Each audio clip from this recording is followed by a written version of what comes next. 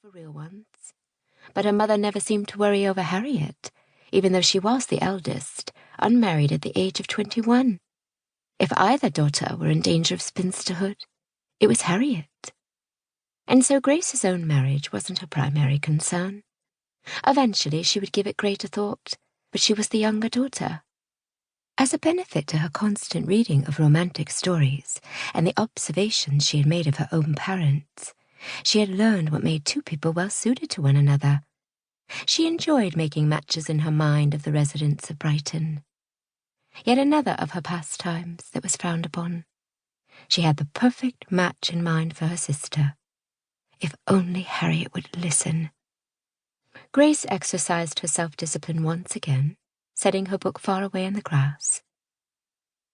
If I am to be an unmarriageable bluestocking, then you are to be an unmarriageable shopper. If you continue on in this way, you will not be able to marry Mr. William Harrison. Harriet's eyes rolled back in annoyance as she leaned on her hands. Will you please stop with your attempts to match me with him? I cannot. To do so would be abandoning hope for your future happiness. Grace sighed as she stared at the branches above her. I do wish for you to be happy. William always made you smile. As children, Mr. Harrison had often played on the beach with Harriet and Grace. It had not escaped Grace's keen notice that he fancied her sister. But one day Harriet had stopped coming to the beach, stopped having an imagination, and shut herself away to decorate hats and stitch embroidery. The memory of the imaginary games they played, the joyful friendship they all had shared, filled Grace with melancholy. Harriet had claimed that it was time for her to grow up and prepare herself for a match of esteem. Grace suspected Harriet had developed feelings for their friend, feelings she knew would lead her away from her dreams of wealth and prestige. But Grace had not given up hope for the match. There was much to recommend it. William dressed in a modest fashion, a needed contrast to Harriet's extravagant style. He possessed a fine intellect and valued literature, which Grace hoped would transfer to her sister. Humble and genuine, with a friendly disposition, he would serve well to reduce Harriet's often extreme temperament.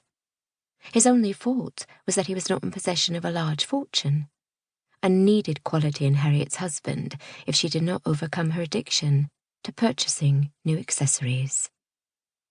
A sadness entered Harriet's eyes, perhaps a yearning for those days that Grace had just recalled in her own mind. But Harriet quickly shook it away, an accusatory look replacing it. You speak of him so much, I would suspect you fancy him yourself. I do not, Grace laughed under her breath. The idea was ridiculous. Mr. Harrison was the perfect match for Harriet, not herself. Besides, I'm not well suited to him like you are.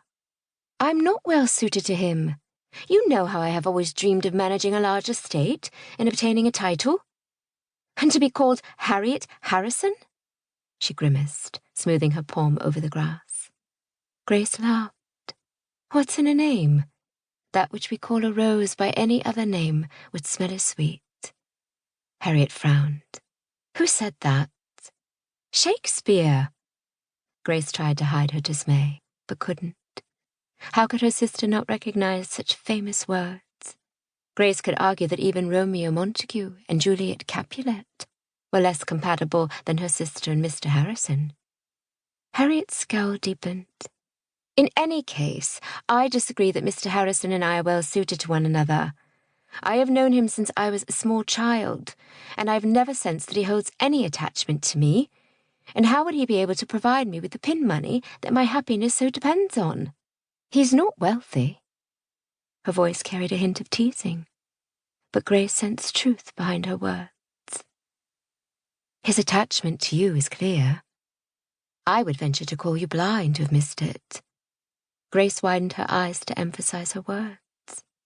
William is well established in his profession as a barrister, so there is no reason that you should not have a comfortable living. At any rate, wealthy men are also scoundrelly and arrogant. Grace's upper lip curled with distaste. I dislike the lot of them. You should not sacrifice a good man for one of wealth and title. Harriet raised a finger.